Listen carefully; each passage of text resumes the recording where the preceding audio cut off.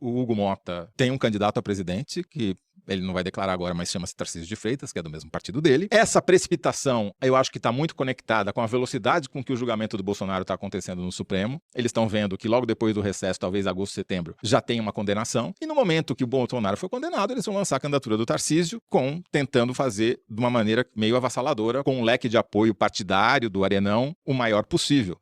Quiçá até com um vice dessa agremiação arenística que eu chamo, né? Quem sabe o Ciro Nogueira? Quem sabe o próprio Hugo Mota? Agora, eu não posso deixar de comentar a posição do Davi Alcolumbre nessa quarta-feira.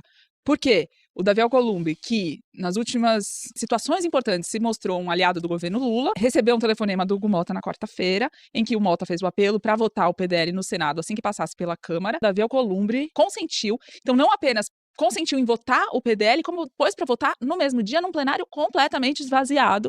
E aí, quando ele põe para votar de maneira simbólica.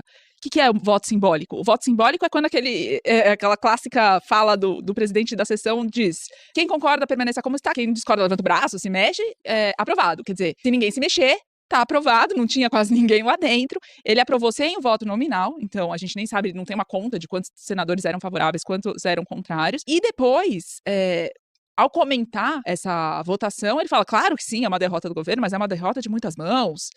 Veja bem, tem que olhar essa história toda a partir de tudo que a gente já fez pelo governo antes e tudo mais.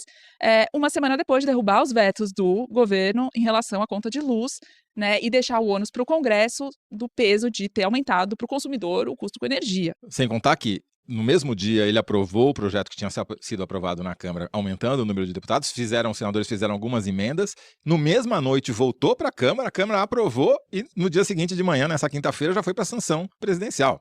E o Lula, obviamente, nem sonha em vetar algo que não pararia nem um segundo no ar diante dessas derrotas em série do governo.